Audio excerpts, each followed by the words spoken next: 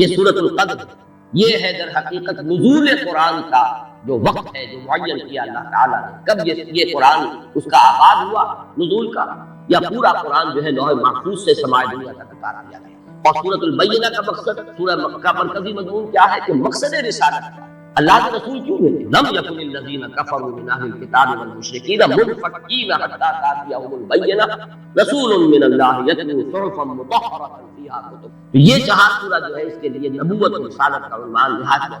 اس کے بعد پھر جو 4 سورتیں آنے والی ہیں پھر وہ 4 سورہ انذار آخرت، سورۃ الزلزال اذا زلزلت الارض زلزالها واخرجت الارض اثقالها وقال الانسان ما. اس کے بعد سورۃ العادیات، پھر سورۃ القارعہ القارعہ ما القارعہ وما ادراک ما القارعہ.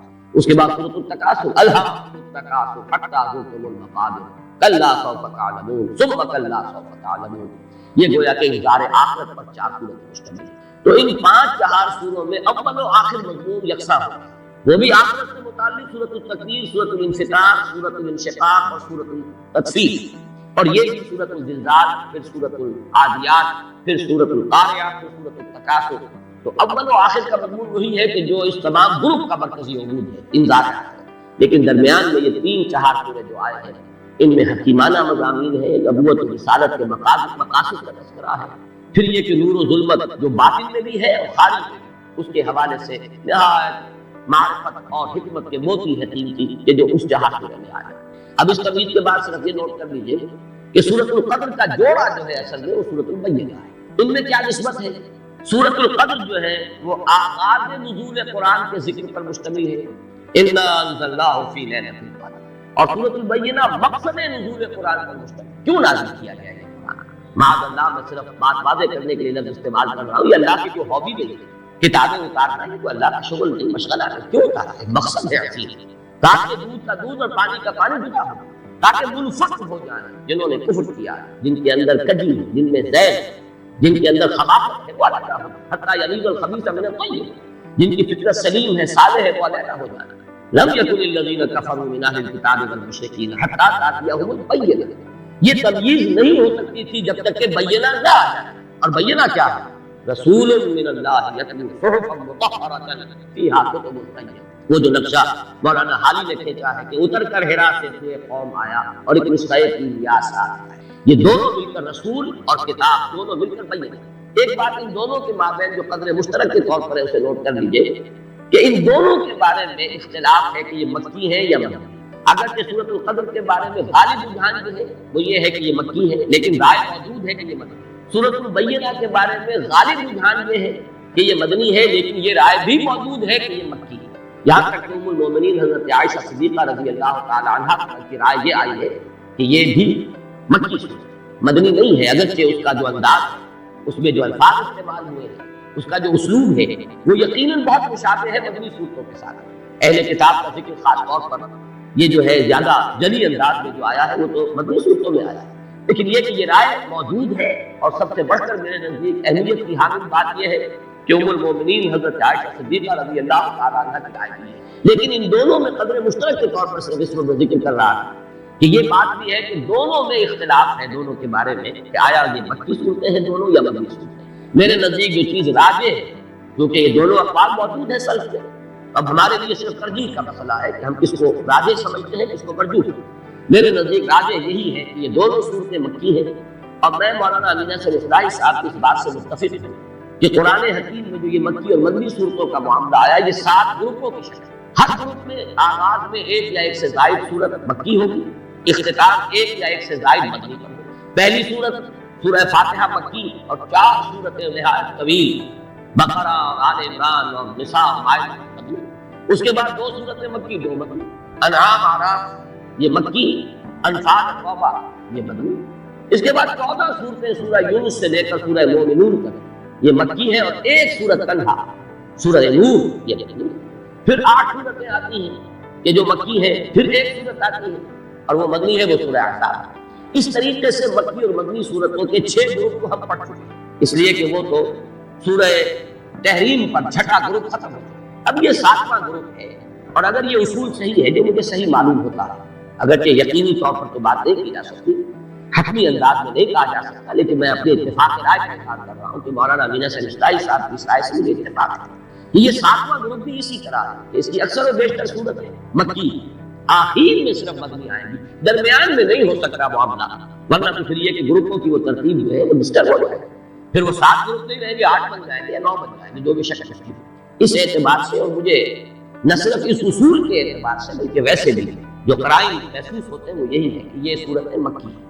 آخر میں جا کر میرا مولانا امین حسین اصلاحی صاحب سے ایک اختلاف ہے، لیکن جب وہاں ہم پہنچیں گے کہ آخری مدنی صورتیں کون کون سی، میں وہاں پر اس اختلاف کو وہاں بیان کروں گا۔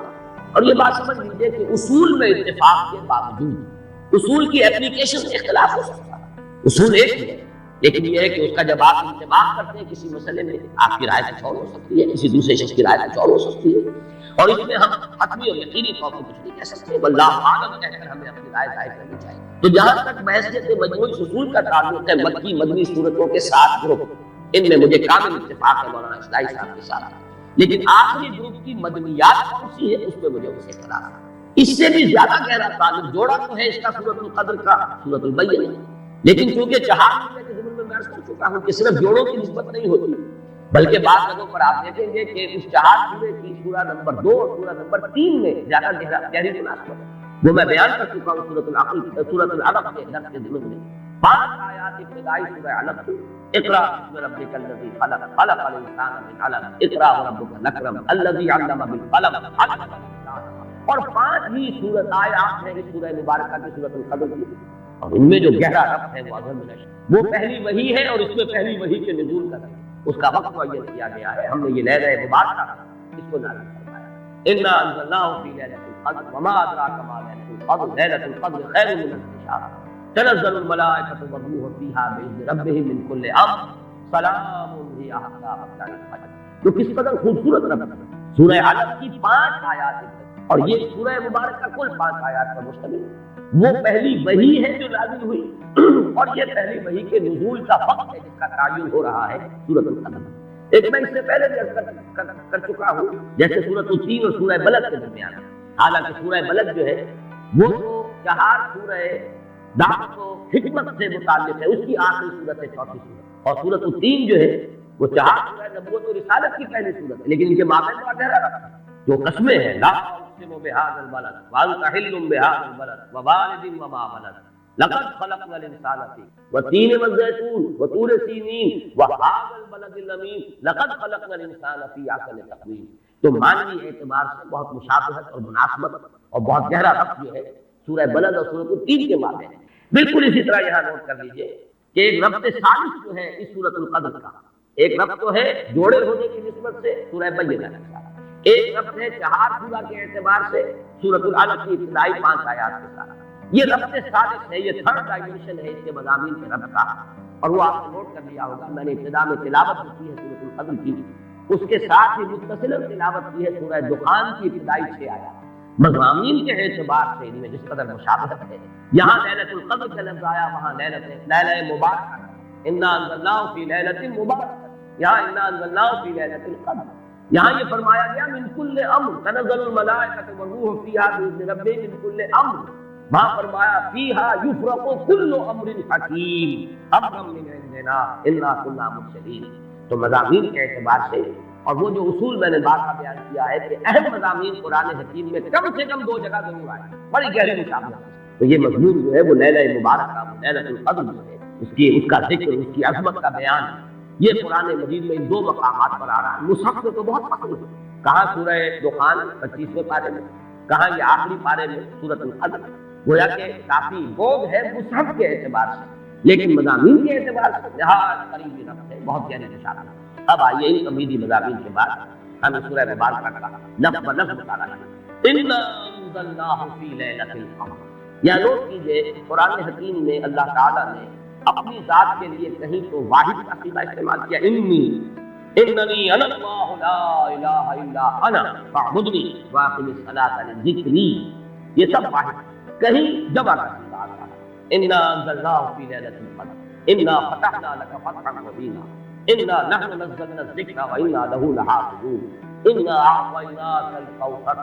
تو اس میں ظاہر بات ہے کہ اگرچہ یہ مفرد ہے انی، اور یہ انا جو ہے جمع کا صیغہ ہے، لیکن یہ اظہر من الشمس ہے کہ اس میں اللہ تعالیٰ کی ذات میں کوئی تعدد یا تکثر کا کوئی سوال نہیں، معاذ اللہ ثم معاذ اللہ، کوئی کثرت نہیں ہے۔